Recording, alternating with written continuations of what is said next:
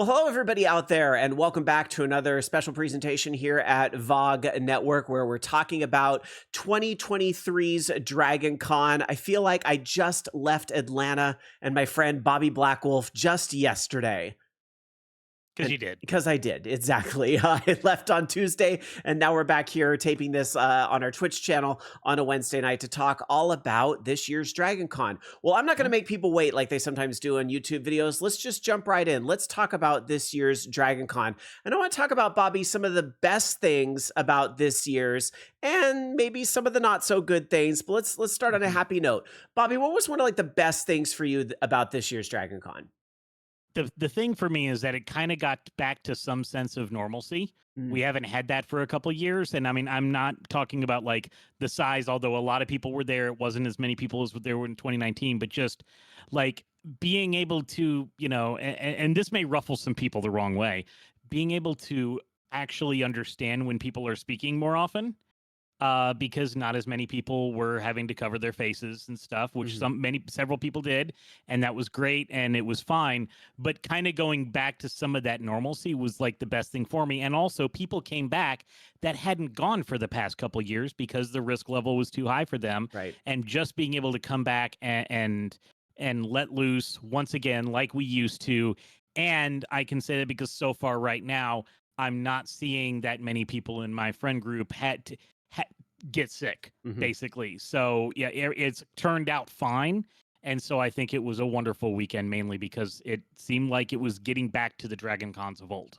Yeah, there definitely was something a little more this year, even so than last year, that did kind of feel like kind of what I really wanted out of Dragon Con, which was 2019, but less people. And that's what I felt this year. And that actually ties into one of my favorite things about this year's Dragon Con was that I really feel like the elevator games and all of that was a lot lessened. Like it wasn't as well, as you weren't in the wild. Hilton, so That's true. It wasn't in the Hilton. Yeah, don't ask anybody in the Hilton. Okay. So fair enough. But the Hyatt, which is kind of my barometer for that type of stuff, I really feel like it was a lot better. Maybe also I feel like people were being more courteous than usual. And I don't know if that's just a general awareness or what have you, but I feel like people were making more space, allowing the people that really need to use the elevators to go on first. I don't know. It could just be the limited times I was there, but I get, and it wasn't like I didn't have to go down to go up a few times and that whole thing and play those games, but it did just feel like it wasn't quite as cluster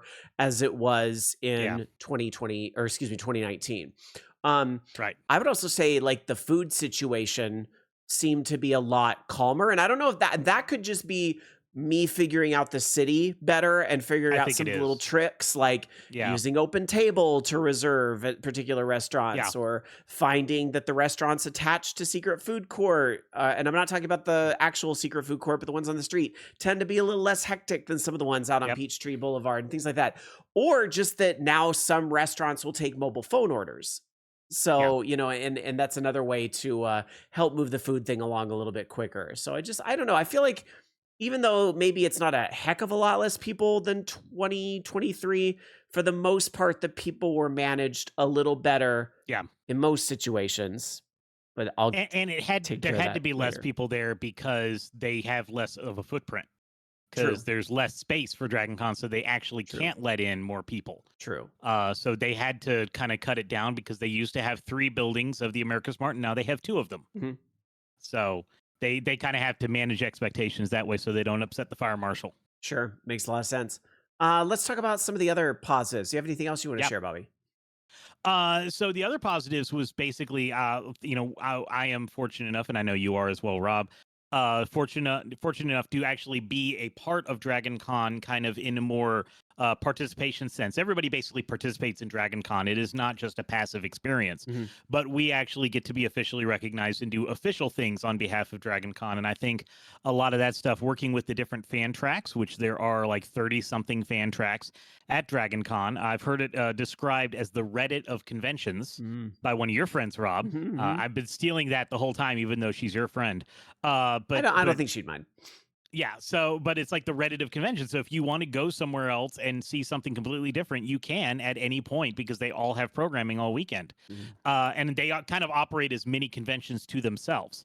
And, participating with the digital media track, like I have for a very long time, participating with the video game track and making my debut on the independent film track and actually having some really good discussions about AI and large language models and stuff like that.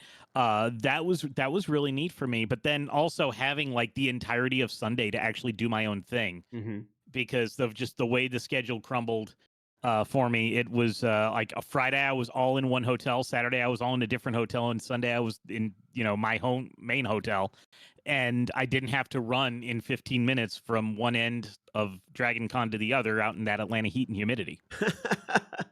Well, yeah, piggybacking on that to one of my other favorite things, and maybe that's just because of the nature of I just ended up having less commitments this year, and there's probably a variety of reasons that went into that, but it did allow me the bandwidth to try new things. And my husband went to DragonCon for the very first time, so it was nice because I got to be able to do things with him. Like I actually went to the vendor hall, which I haven't done in a Hmm. long time, but I actually went this year to experience that a little bit. We did that on Monday though, when it wasn't quite Hmm. as messy. We'll probably get into that later. But one of the other things that I got to do was like try new tracks that I've always kind of been interested in that maybe I haven't done before. So for example, I've been saying to myself for years, probably since like 2017, like I need to go to a space track panel. I always see that there's like science and space and all this really cool stuff. And like I don't think people who maybe listen to Orange Lounge Radio or some of the productions I've done over the years maybe know that like I actually am a bit of a space fan. Maybe you can kind of clue in for the fact I stream No Man's Sky a lot and I like those Yeah. types of games that I am into space, but like I think it's all really cool stuff. So this year I said, you know what? I have a break in my programming. I'm gonna try something new. And even though this was my 10th DragonCon, there's still always the ability to try something new, right? Yep. So I dipped my toe, because even sometimes tracks disappear and new tracks Yep. appear, so you can't say there isn't something new every year, right? So this year I went to a panel on the space track. I did the thing that I said I was always going to do, and I went and I watched an awesome talk. They were talking.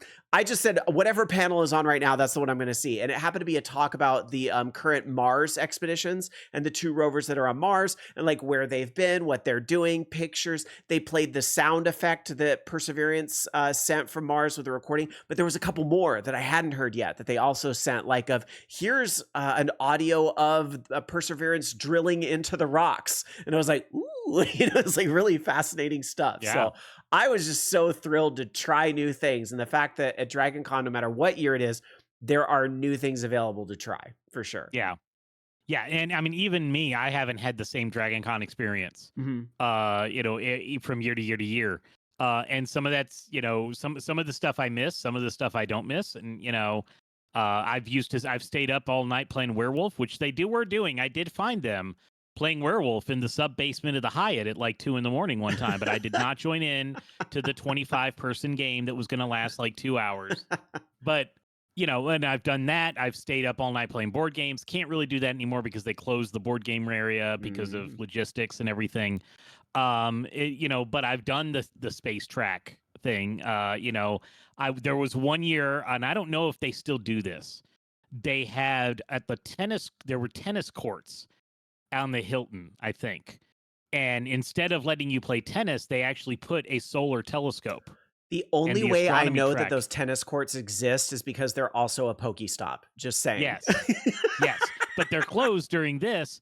And that's where they would set up the telescope. So during the day, it'd be a solar telescope and it'd be run by the space track. And you could look at the sun through the solar telescope. So you're not, burning your eyes. And then there was a nighttime telescope, which you couldn't really see much because of, light pollution from Atlanta. But you could still see some things. Huh. And they were running some of that. And I did that one year. And I don't know if they still do that or not. I don't know if I saw that this year, but I'm going to put that on my Yeah. 2024 bucket list, because there still are some, COVID and, lingering pandemic related concerns that may not have been in the cards for it, but I'll definitely keep an eye out for future years for sure. So, yeah. Let's see. One other thing I had on my list for things that I loved about DragonCon, you really can't talk about DragonCon and not mention the cosplay. And once again, of course, the cosplay was just Everybody brought their A game. I did notice during our preview show, I suspected that there would be a lot of Barbenheimer like crossover. I was a little, I didn't see a single Barbenheimer. I heard there was one. Somebody I knew saw one, but it was mostly Barbies and Kens were absolutely the cosplay of 2023. Yeah. Just like, you know, I don't know, like Stranger Things was seeing Steve and Nancy, whereas was all over DragonCon a couple years ago. You know, the echoes of "Hi Barbie, hi Barbie, hi Barbie." Yeah, yeah. You would hear a "Hi Barbie" especially in the vendor hall. Yes, all through the vendor hall, everybody would just "Hi Barbie" each other. Yeah, which is great. I mean, I love it. It's just one of those things that kind of becomes a meme. But the cosplay was great. And then also, Bobby, one thing I'm really enjoying more and more watching, like over my history of DragonCon, is watching the hotels cosplay more and more. Right. So the Hilton, you know, has started doing a thing several years ago. I think they did Jurassic Park, maybe it was last year, or Stranger Things. And then this year they did Mario Brothers with the movie. And, you know, obviously the games are pretty legendary. And I was like, ooh, is that cartoony going to work out? But they actually, they had all these places you could take photos. It was super cute, like the way they did that. But what I noticed is that there were other hotels getting into the cosplay game that I hadn't seen before. Like the Westin kind of got like the gold star you tried thing with the Spider-Man webs they had set up, and like a couple, like they didn't really quite go as out as the Hilton did, but you see they're starting. And so they were like, we're the Webstin. Oh, I'm kind of hoping this is a trend for DragonCon in the future, that the hotels, you know, because remember the virtual year? I know the virtual year was a weird DragonCon, but there was the whole hotel wars, right? Where all the hotels fought for, you know, the prize, whatever it ultimately ended up being. I think a trophy, like the Sheraton, now the Corgi Grand, has the trophy by their name. I like the idea of the hotels getting into a little bit of the cosplay spirit and battling each other. Yeah. So and I noticed the Marriott, they put up their old Marriott carpet on all the light boards, telling everybody welcome back and everything. Isn't that acknowledgement so weird to see in the coming full circle? Yeah. And I mean, I don't think they cosplayed. I know I think it was last year or the year before. It was one of these 2 years, whichever year Loki came out. The Marriott did cosplay as the TVA because they were the TVA in the show. That is literally where the TVA sets were. It was at that Marriott. And so everybody there, and I think it was 2021, all the hotel staff were wearing their TVA shirts. And they were leaning into that. Yeah.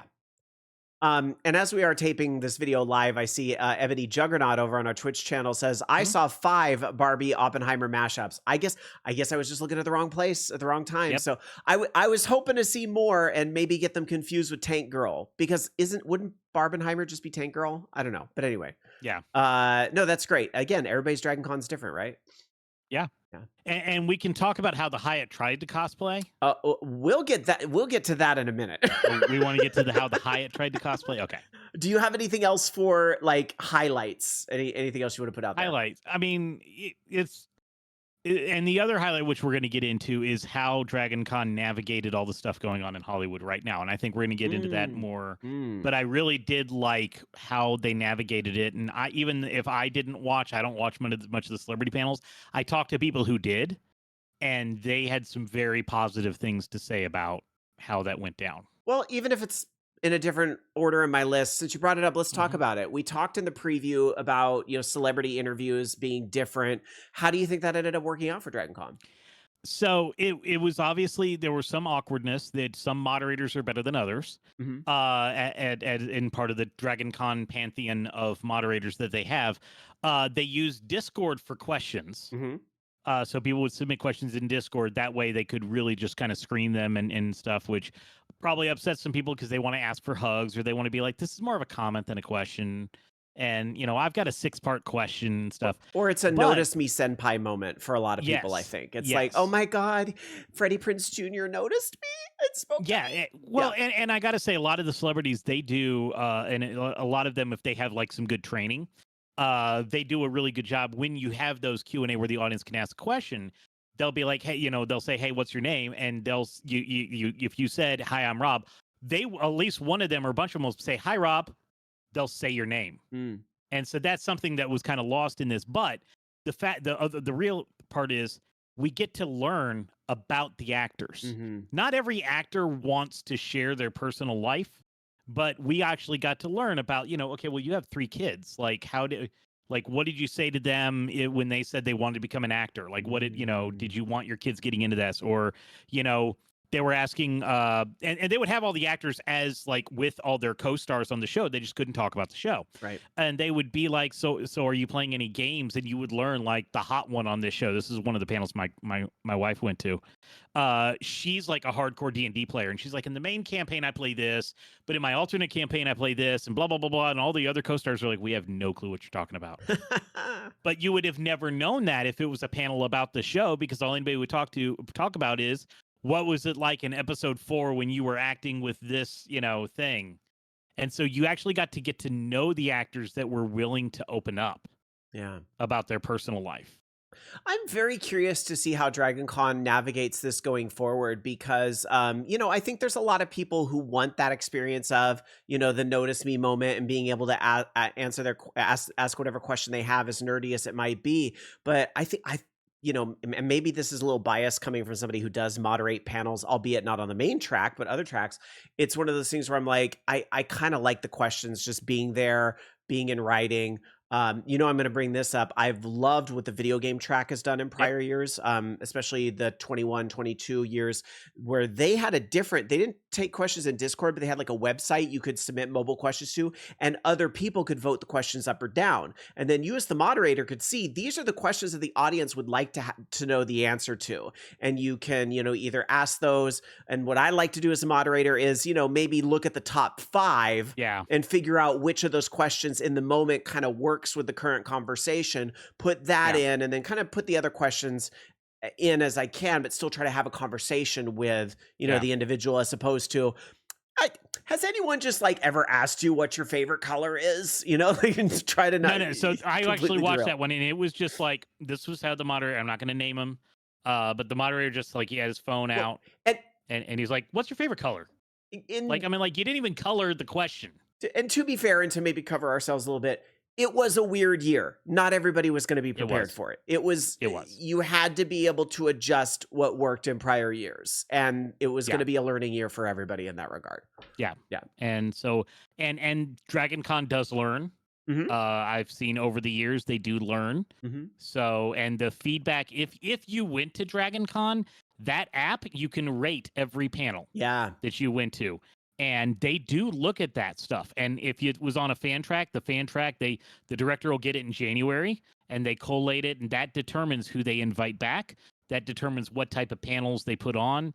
If there was a panel you wanted to get into especially on a fan track and it was full and you wanted to get in, rate it in the app and say, I wish this had a bigger room. That tells them and if you liked a particular moderator like myself or Rob, be sure to say that in the app. If you didn't like us, forget I said anything. There is no app. No, but you do bring up a really good point, is that the app is really underused, I think, in regards to giving feedback. So if you did go to DragonCon, get in there, within this first week back from the show and really rate, the ones you feel strongly about, which hopefully is good things. But if you have some constructive criticism, you put that too, because there are ways to learn from that. So they love constructive criticism. Yeah. Exactly.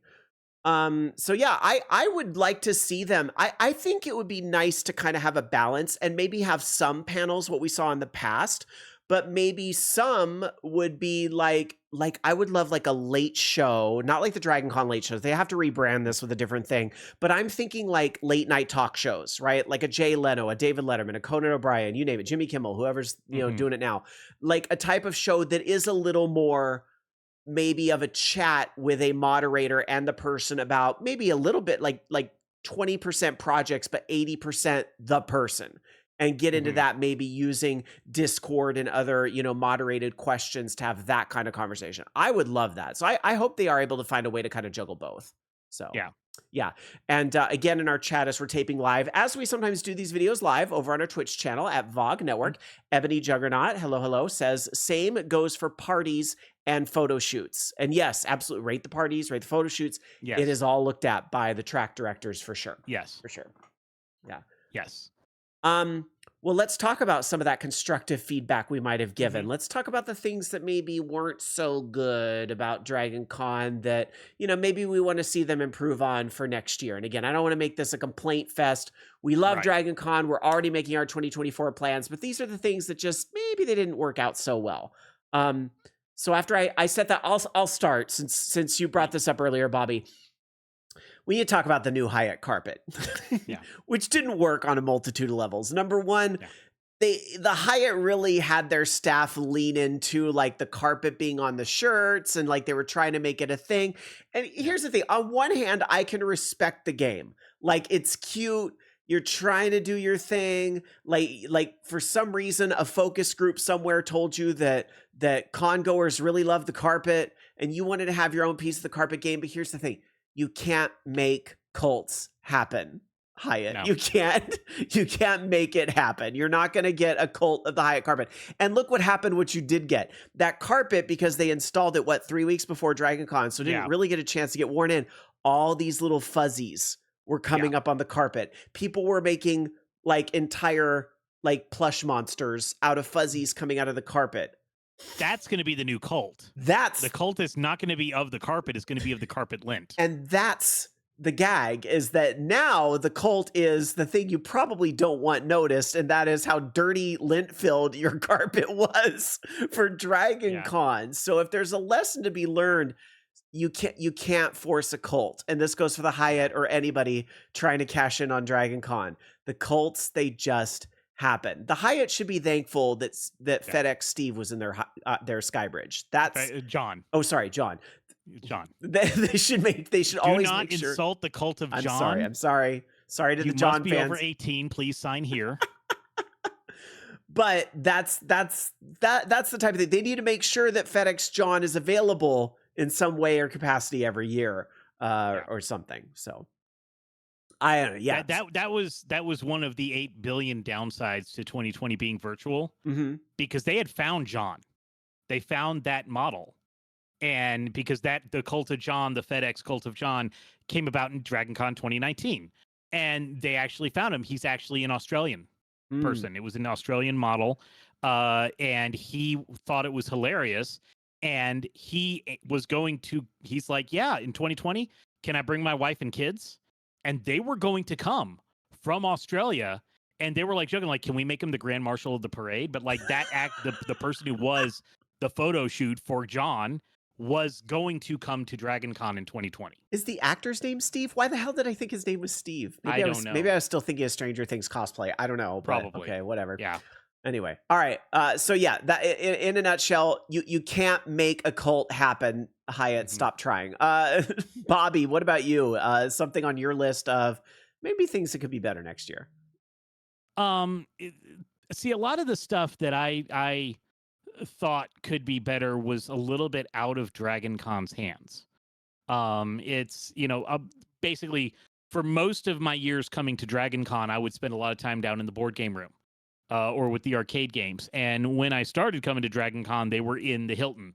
They were part of the hotel and they were running 24/7, started on Thursday, ended on Monday, no breaks, no nothing, which was great for the smell. But now that they've had to move them over to different buildings and the buildings have new owners, now they close. And so from 2 a.m. So you have to actually go out of the hotels, go down the street, and go down a couple blocks to get to where the board gaming is, depending on which hotel. If you're coming from the Hyatt, the main hotel is 1 block down. So it's not far, but it's still like at night. Do you really want to do that? And then it's closed from 2 to 7 a.m. And so, if I was having trouble sleeping one night because I was still wound up at 3 a.m., there's nothing to do unless I wanted to go down and people watch somewhere. But even then, some of the hotels, believe it or not, do close off their lobbies. Like the Marriott lobby is closed from like 4 to 7 a.m. or something like that. So the con does kind of shut down. There's a couple things. I think the video rooms run 24/7. There is an overflow gaming room that nobody's in the Westin that runs from 2 to 7 a.m. And the rave runs those hours. And I think they had more than one rave this year. I think there was a rave on Saturday and Sunday night. Yeah. Yeah, but like there's not much DragonCon can do about that just because that's the logistics of the space they're in. Sure. And so like and then, you know, next year what'll probably happen is I'll have no trouble sleeping and I won't even be awake from 2 to 7 a.m. So who cares? You know. How So would I kind of wish like somehow like the digital media track could be closer physically to the video game track. And that's kind of a spacing issue and stuff. But like not much. Like you've got some stories about some things the con could do better. I don't have that many of those stories because I didn't run in that much personally. That's fair. How would you feel? You know, I've been thinking a lot about how could Dragon Con kind of maybe shake up the footprint a little bit to allow some of those things to run a little more smoothly, like the board games. I was wondering, like, what else? What could they move? What could they possibly move that can shut down at 2 a.m. that could free up the space? The only thing I can think of, Bobby, is that what if they did some of those large panels, like the Elijah Wood panels and stuff, in the America Mart? Now, I full on realize the acoustics are terrible and they'd really have to do something different with that space. So it's probably much easier in my head than it is in reality. But I feel like then it opens up some of those extremely large ballrooms for some of these events to take place. And then then it's not such a loss that America Mart closes at 2 a.m. because no celebrities are doing panels that late anyway. Right. And well, and also you've got the celebrity petting zoo, you've got which is the Walk of Fame. Yeah. You have the art show, and all those things close down at like 7 or 8 p.m. Yeah. In fact, one of the years that I remember coming here, the board gaming was in the room that the art show's in. But the gaming area is now so much bigger. Right. They need a larger footprint. It has outgrown the basement of the Hilton, which is where it was when you started going. Right. It has outgrown that space. Right. So like that's the problem, is that these event spaces that were around there are no longer event spaces. And it's other people that bought into the area have changed what those buildings are. And so that's why the footprint is shrinking. And it's because they're not going to leave an open space in America's Mart Building 1 for 1 weekend a year when they can get better use out of it the rest of the year in closing it in and making office spaces instead of having it be one big open area. Right. Okay.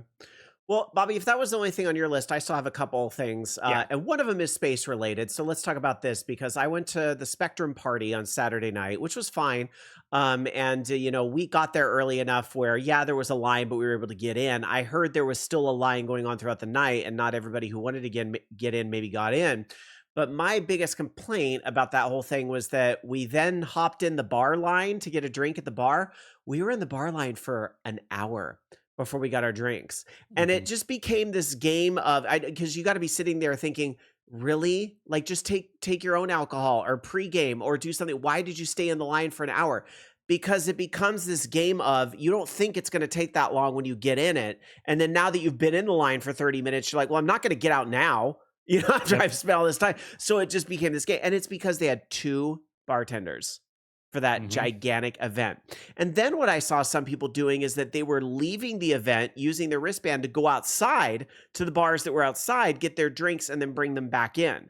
And if that was going to be, they should have just had signage or something to clear up the lines, or have some of those people that were outside, sound like, or maybe in the party. I don't know. I just feel like the whole way that was done was a big oof. And I heard other parties had minimal bar presence as well. And let me be clear. I understand drinking is not for everybody. People want to have a sober DragonCon too, and that is all well and good. I get it. Props to you. You know, that's cool. But for those of us that do want to, you know, DragonCon in many ways is my week to not have the responsibilities I have in my normal Monday through Friday world. And I can maybe indulge in beverages and so forth. So to like lose an hour of a 4-hour party to waiting for drinks was just a big bummer. And I just, there's got to be a better way to do it.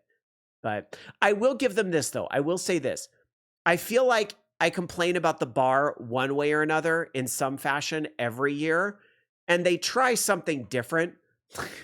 I will just say it really didn't work this year. I thought what the 8-Bit Bash did was better, because they had one person running the bills and then another person was actually making the drinks. And I think it helped move the line a little bit faster, because I get it. It's probably harder now that people pay with cards, but maybe there's a way to, like, you can buy drink vouchers earlier in the day at the hotel that you can then use the express line at the bar or something. Like there's just got to be another way to do it. I would think. Yeah. But it didn't work. What happened?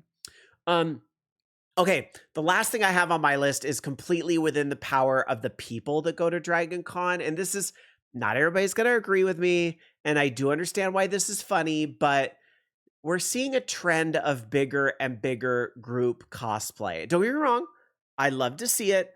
The Mrs. Ropers flooding the stage at the Sunday night masquerade, that was really fucking funny, and I loved it. It was great. Yeah. I loved that whole thing. But I don't love so much the inflatable dinosaurs taking up all of the space in the sky bridge and then kind of bringing traffic in there to a complete halt, because even though you're not supposed to stop and take pictures, everybody does, and that whole thing. Because they're only going to be just a second. Yeah, that's right. It's only just a second for, each of the 1,000 people going through the hallway at the time. So I just need people to have a little more awareness when doing big group cosplays. Put your group together in the big open places where it makes sense, maybe around Pulse Bar, or especially the other side that doesn't have as much activity late at night and so forth. But then when you're going to move from one place to another, chunk it up. Don't move in a big group, because it is incredibly difficult for everybody else trying to move around and do their things too. It just, it irritated me a couple of times throughout the weekend. And I think there's got to be a better way for the big groups to do it. But I don't want to discourage group cosplay, because I think it's really fun. Yeah. Now, and the one thing that we ran into that was like that, it's kind of related, but not. There was a flash mob of ballroom swing dancers.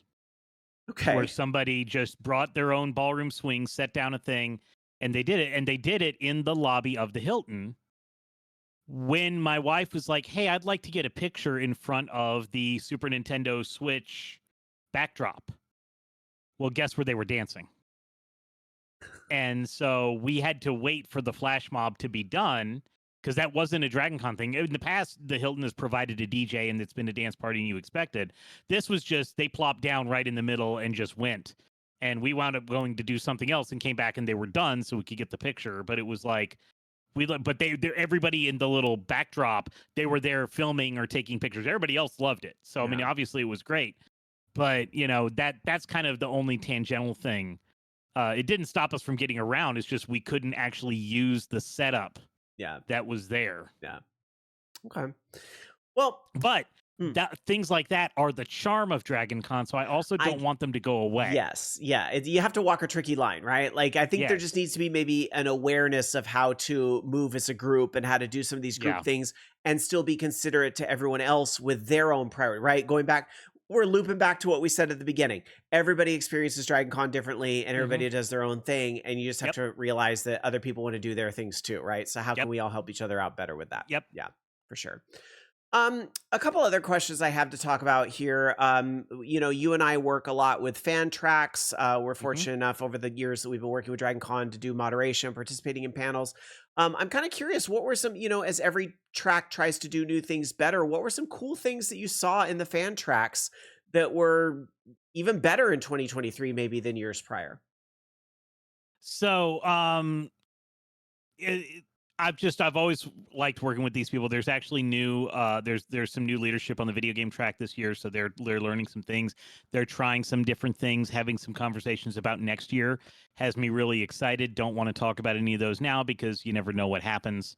But having the trust to be on these panels and on the video game track, I got to basically interview Steve Jackson of Steve Jackson Games. Nice.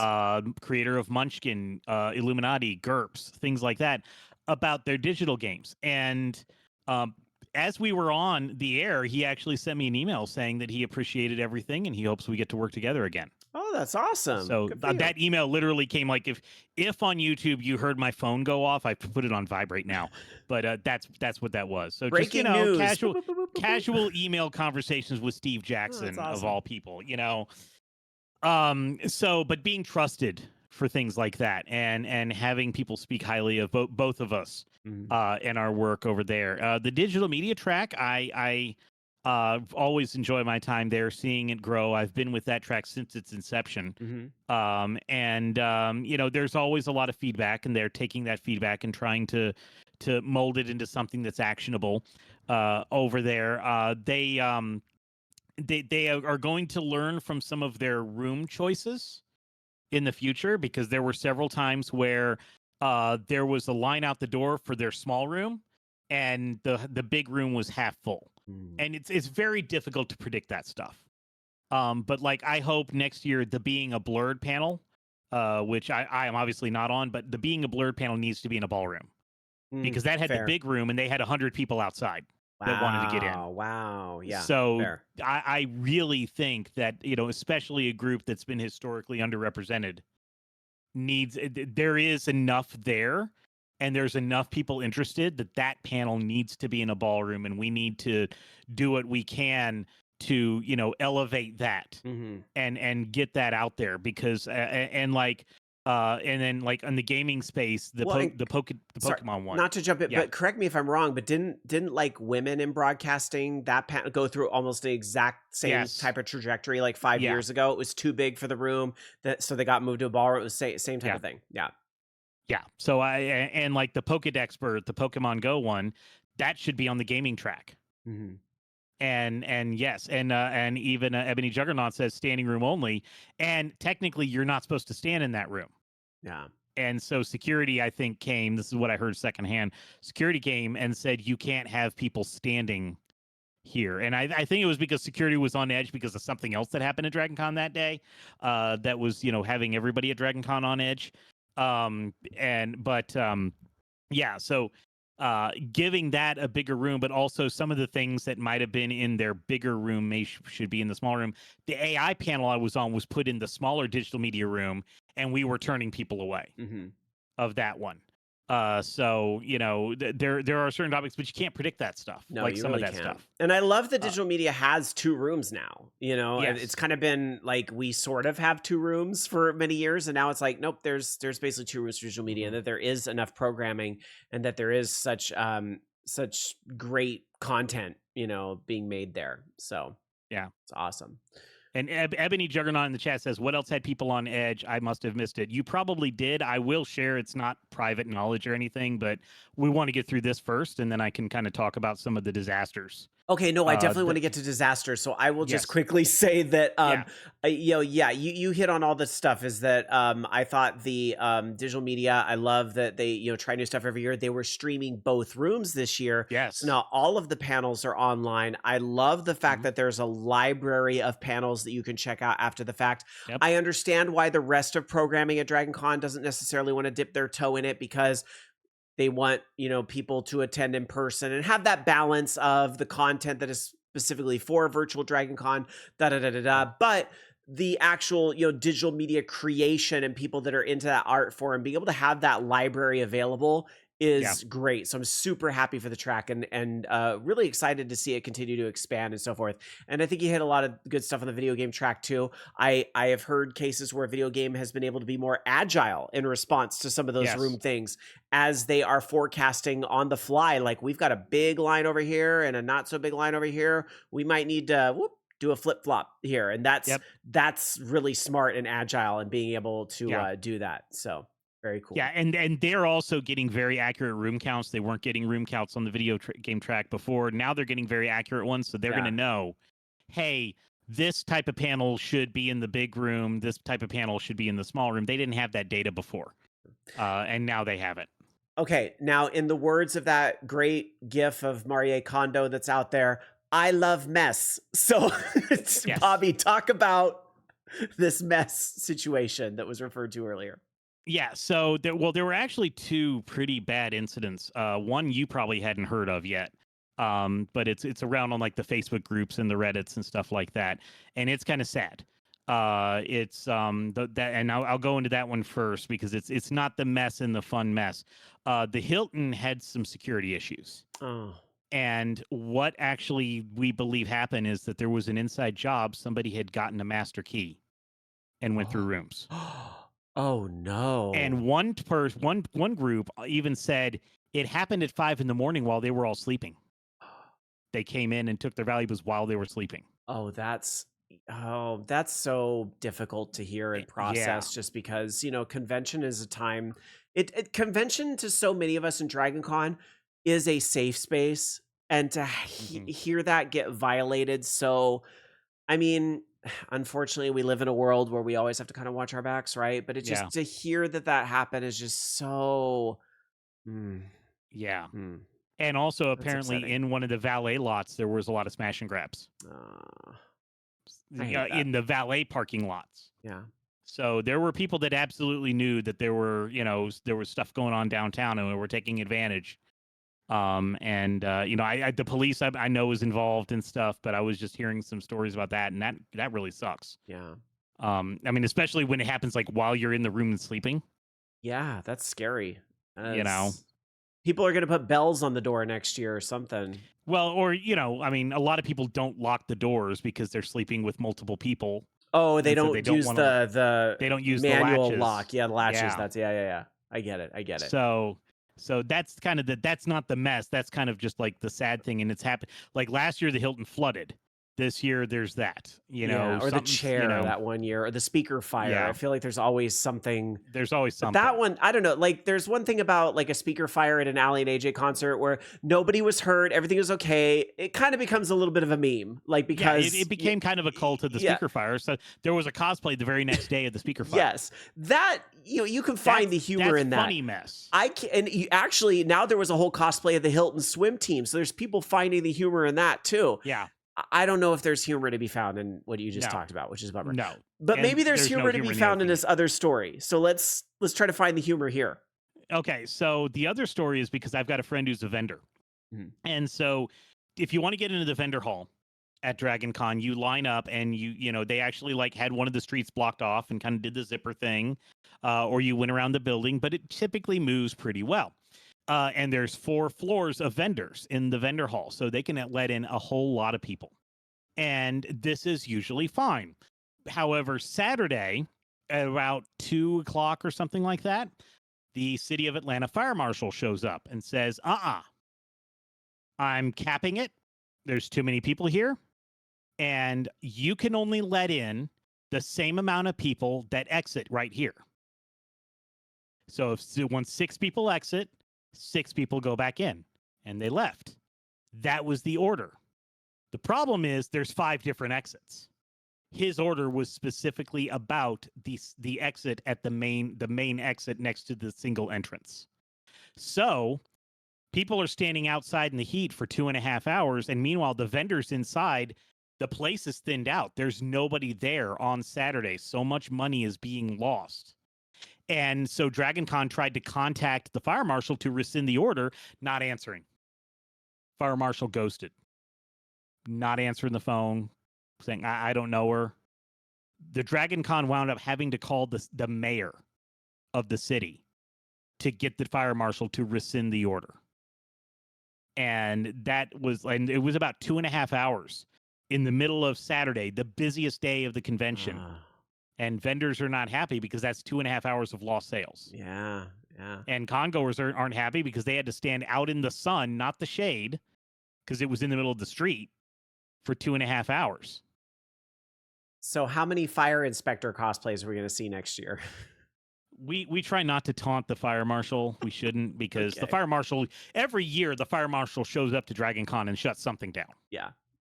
And so that is the incident, Ebony Juggernaut, that had safety on edge, because that panel that had the standing room only and had DragonCon security come and saying you can't do that was dealing with the fire marshal shutting down the vendor hall on Saturday at the exact same time. And so that's why he was on edge. They're like, we don't want the fire marshal to come shut down any other part of DragonCon, because they've already kind of ruined it for some people. Well, I guess that leads into my final question for our discussion here. What do you hope to see in 2024 at DragonCon? And I guess the first answer would be not the fire marshal. Yeah. Well, okay. And before we get a nasty comment or a long letter, I understand. We need to make sure everything is safe. Okay, so we're Yeah. saying this all very tongue in cheek. So don't write saying that we're Mhm. disrespecting fire people. No. That's not what we're here to do. But you got to find the humor in some of these situations, right? So that's why Mhm. a fire marshal cosplay Yeah. might be kind of funny. But anyway, Right. Fire Marshal Bill or something. I don't yeah, know. yeah. All that aside, what do you hope to actually see in 2024? I would like to see I'd love to see more gaming studios and more game Hmm. developers come to DragonCon instead of PAX. Every year we'll get one or two games that choose DragonCon over PAX. This year it was Diablo 4. In the past it was Overwatch. So because there are friends of DragonCon who work at Blizzard now, and have worked at Blizzard, Activision Blizzard King for a while. And so that's why we'll see those. And, Borderlands was at DragonCon instead of PAX one year, and it was kind of nice. I would love to see that kind of those people or, voice actors. I would love to see Ben Starr come to DragonCon. And I Me might have too. stolen that from you. Me too. Uh, and just because, but he was at PAX and he had a blast at PAX. So he did PAX this year. He can come to DragonCon next year. That's how this works, right? That's right. So seeing stuff like that, I would love to be able to have the strike be over for the actors. Oh, So the actors. I So, hope but to I would heck then so. I would.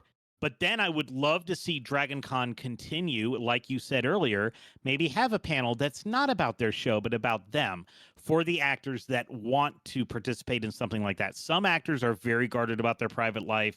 They don't want to talk about their family. They don't want to talk. They wanted to specifically talk about their work, and that's why they weren't at DragonCon this year. But like other actors, they would love to talk about something that's like not specifically what they're known for, and maybe incorporating some of that. Some of the stuff you're going to talk about the Star Trek cruise and some of the counter programming on that. Some of that would be fabulous and Yeah. fantastic, and I would love also to see the agents of the actors actually like work with some of the fan tracks, like the digital media track. There's a podcast that is done called Sketching Shakespeare, and they wanted to get some of these actors that have done Shakespeare before that now do sci-fi to come down and be a part of it. And the agents are like, no, no, no, they don't do that. But I think that is what would make DragonCon different from like a San Diego Comic Con, is that, yeah, you can do things like that and actors can be part of something smaller to a smaller room. Because even like you talk to bands and musicians, they'll love playing to a smaller room. They don't, even if they're used to playing arenas or large theaters, there's something intimate about performing to a small crowd of like 100, 150 people. Yeah. Really well said. I don't know if I have a lot to add to that. I would also love to see agents unclench in general with these types of Mm-hmm. things.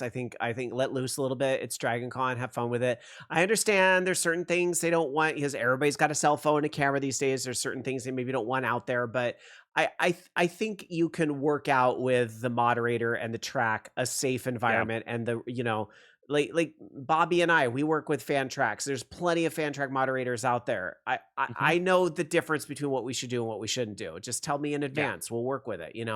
It's yeah, I'd love to see that. And I don't know if I could really add anything to your list, Bobby, except maybe I would just say a sixth hotel. Mm-hmm. Would be the thing I most want to see in 2024. Unfortunately, there I is know no other hotel. logistically it's a nightmare, but I'm putting it Yeah. up there anyway. I don't care. I want to see a sixth hotel or That more space. there are other hotels that have the con rate, but they just don't have ballrooms big enough Right. for anything Dragon Con has. Right. So there are other hotels. It's just they don't have the event space because they don't need it, because those other 5 hotels do. Mm-hmm. Maybe just maybe I could put it into something a little more actionable in really rethinking some of the space. Registration takes up a huge chunk of the not Sheraton, but the Yeah. Corgi. Is there a way to rethink registrations that it doesn't need such a gigantic space, especially now that you have to get your ticket in advance? They don't really do Hmm. tickets at the door anymore. Is there a way to rethink that? Again, I know these are very, Yeah. very big questions, but just I think really, really thinking through some of these space issues and how can we get more bang for the buck in some of these larger spaces that we have. Yeah, I mean, and I will say, Peachtree Center, the building that's where the food court is, has been going through foreclosure lately, Mm. and so maybe DragonCon can just buy the building and make it just a space and have ballrooms and make it into ballrooms, rip out the walls and the offices, and put programming in there because DragonCon obviously has millions and millions and millions of dollars to buy property in the middle of downtown Atlanta, right? Sure, of course. This is a wish list. Sure. Well, and I was to say Yeah. that's also the thing that could be at America Mart is registration, and then free up. Yeah. So that I should have thought of that earlier. So Yeah, and things in to think fact, about. my first DragonCon registration was at what I believe is America's Mart 3 now, is Mm. what it's called. So It was in that building. yeah. Was where I picked up. Now, granted, back then I got my ticket at Ticketmaster. They weren't memberships yet, and it was literally a ticket with a ticket stub, old style ticket stub with the dot matrix DragonCon, blah blah blah. But yeah, they had the registration because there's an area for registration because it's a convention hall basically. Yeah. Awesome.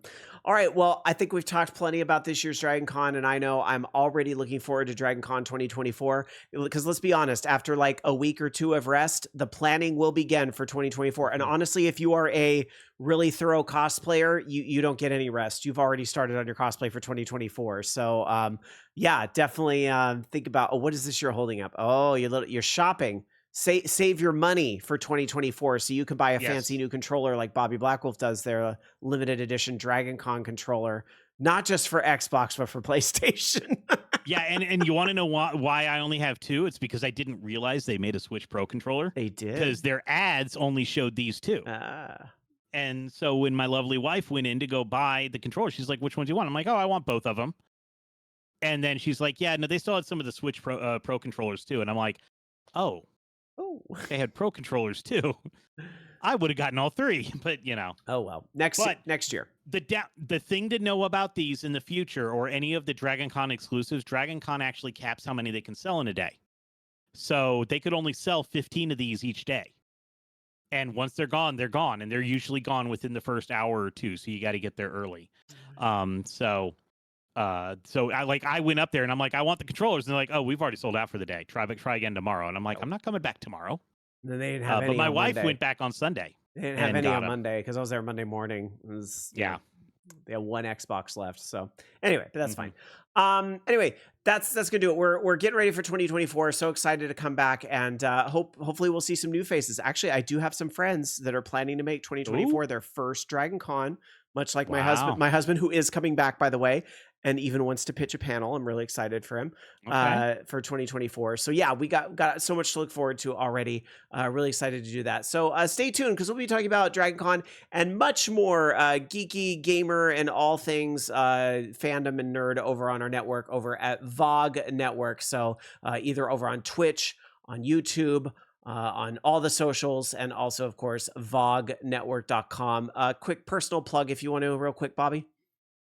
Yeah, so I am here on Sunday nights, 8 p.m. Eastern, 5 p.m. Pacific, here on the Voice of Geeks Network Twitch channel, twitch.tv/VOG Network. The Bobby Blackwolf Show is the name of the show.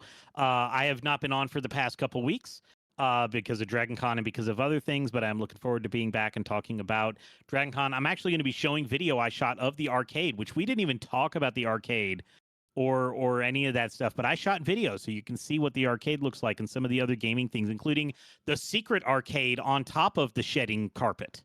Yes, there might be carpet pieces inside some arcade machines. Talking about that. And I will say, if you are a content creator or in part of the digital media landscape, YouTube, Twitch, TikTok, and you think you have a topic you want to talk about at DragonCon, now, you want to join the Discord, the digital media Discord. Panel submissions for next year are already open. Yeah. So you can get in now. If you have an idea right now, you can go ahead and pitch it and then workshop it over the next couple months. So I would really look up the DC Digital Media here on Twitch. Should have a link to their Discord channel, their Discord server, and you can get in there and pitch your stuff. And maybe we will see you at DragonCon next year on stage. Let's hope so. Real quick personal plugs, and then I'll be out as well. Orange Lounge Radio, also here at VOG Network, right after the Bobby Blackwolf Show, Sunday nights at 9 o'clock Eastern, 6 o'clock Pacific. And if you want to find me on social media, I'm Rob Roberts here on Twitch and Blue Sky, and then Mr. Rob Roberts, that's Mr. Rob Roberts, over on Instagram and Threads, as well as Twitter. So that's it.